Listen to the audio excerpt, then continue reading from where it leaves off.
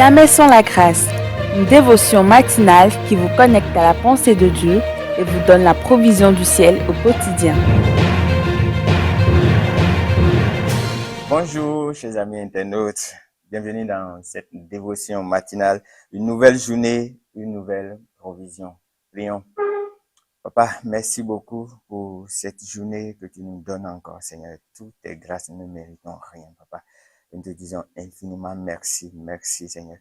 Et bénis cette journée, bénis l'écoute, bénis ma bouche, Seigneur, au nom de Jésus. Amen. Bien-aimés, nous allons lire toujours notre passage de 1 Chronique 13, le verset 12 à 14, qui dit ceci. David eut peur de Dieu en ce jour-là et il dit, comment ferais-je entrer chez moi l'arche de Dieu? David ne retira pas l'arche chez lui dans la cité de David et il la fit conduire dans la maison d'Obed-Édom de Gath. L'arche de Dieu resta 3 mois dans la maison d'Obed-Édom, dans sa maison. Et l'Éternel bénit la maison d'Obed-Édom et tout ce qui lui appartenait. Que le Seigneur bénisse sa parole. Bien-aimés, nous avons vu la fois passée que les Philistins avaient pris l'arche de Dieu et ils l'ont renvoyé après vers les enfants d'Israël. Et quand l'arche est venue sur le territoire d'Israël, ils l'ont placée dans la maison d'un certain Abinadab. Et ils l'ont confié à l'un des fils de celui-ci, et Éléazar qui est encore Uza, et c'est lui qui avait la garde.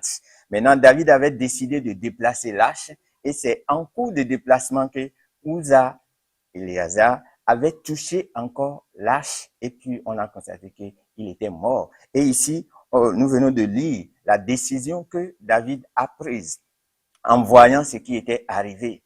Et ils ont envoyé maintenant l'arche dans la maison d'un certain Obed-Édom.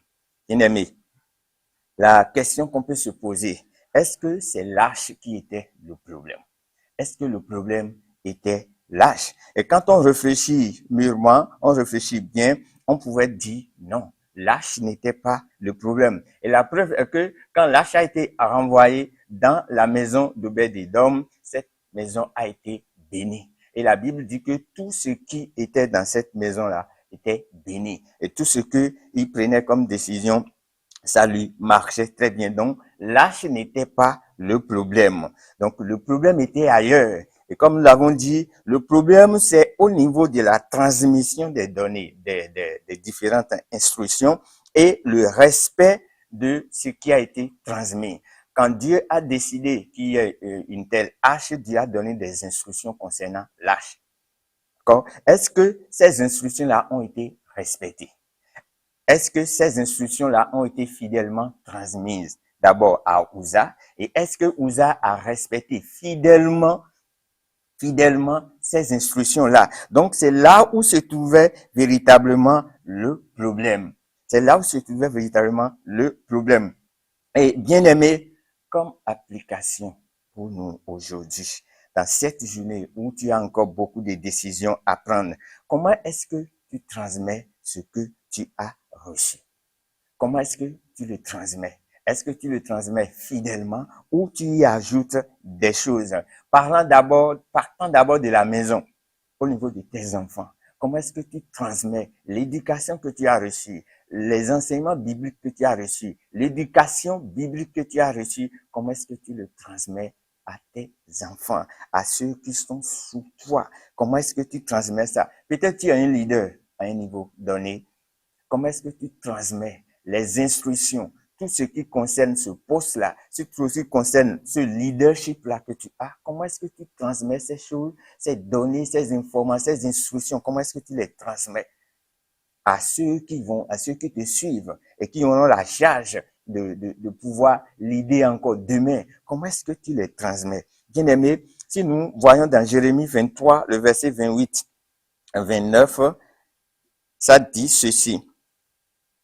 Que le prophète qui a reçu un rêve le raconte et que celui qui a reçu une parole la raconte fidèlement. pourquoi ajouter de la paille au blé, déclare l'Éternel. Ma parole n'est-elle pas comme un feu, déclare l'Éternel, comme un marteau qui pulvérise la roche? C'est ce que la parole de Dieu dit. Il dit que sa parole est comme un feu. Et on sait ce qu'un feu est capable de faire. Le feu purifie. Il dit que c'est comme un marteau. Et un marteau est capable de casser ce qui est tordu, de polir. Le marteau est capable de ces choses. Bien aimé, aujourd'hui, tu peux prendre encore cette décision-là.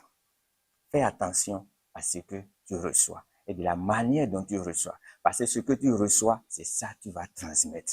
Que le Seigneur nous bénisse et on se retrouve à la prochaine. Si vous avez aimé cette émission, parlez-en à vos amis. Parlez-leur du message de la grâce et de ce qu'il fait dans vos vies. Pour un sujet de prière, une question ou pour devenir partenaire, contactez-nous au 00229 94 75 80 20. Que Dieu vous bénisse et à la prochaine. En attendant, pensez avec Dieu.